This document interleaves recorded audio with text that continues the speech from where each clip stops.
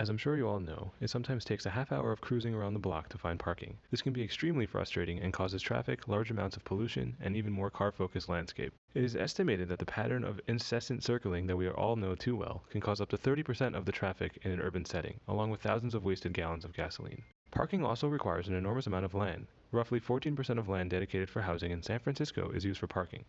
This can all be helped with the implementation of a parking benefit district. Parking in the urban setting is expensive, and people highly prefer on-street parking and will spend a lot of time looking for a spot. Unfortunately, on-street parking is usually poorly managed, and a better managed parking system with the implementation of a parking benefit district will be able to make parking more affordable and increase availability so that people won't have to circle endlessly anymore, pay excessive parking fees, and have better air quality in their downtowns.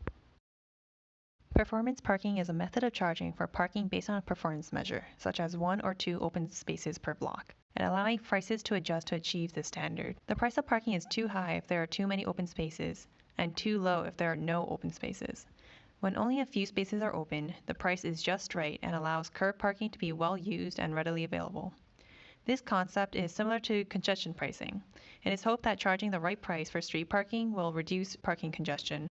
Performance parking can increase the availability of parking spots, reduce traffic congestion, reduce air pollution, save energy, reduce the growth of car ownership, increase sales and property tax revenue, and improve neighborhoods. If prices are increased and decreased incrementally throughout the district, drivers may find that they do not pay that much more for parking anyway. As was seen in San Francisco after implementing SF Park, average meter prices declined.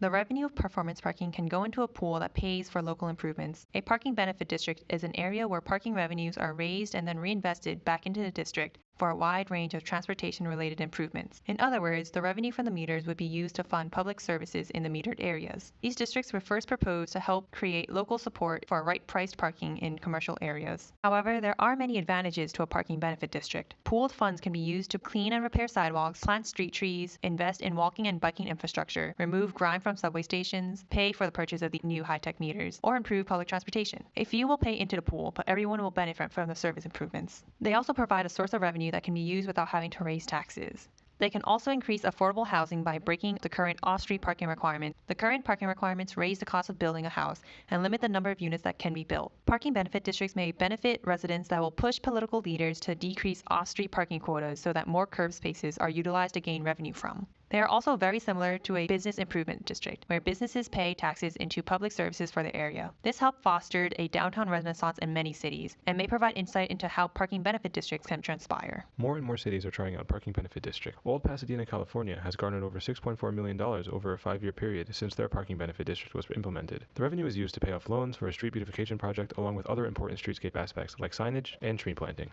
The potential risk of establishing a parking benefit district is pushback from residents and corruption. Residents may not like having to pay to park off-street on their own block when it had previously been free. Because of this, parking benefit districts tend to be best implemented where most residents do not own a car or the resident's desire for public services overpowers the motorist's desire to park for free. The revenue can be collected and used in corrupt ways. If the revenue collected from a parking benefit district were dumped into the city's general fund, it may be easy for political powers to use the funds for improvements outside the benefit district, or to ignore whether public services are being provided efficiently or not. This would lead to inequity in public service provisions that could potentially take money from less wealthy neighborhoods to be invested into public service improvements in wealthier neighborhoods, which would increase potential economic revenue. One way to combat this is to require audits to be published for each district and allow hearings on these audits. Overall, parking benefit districts seem to be pretty beneficial.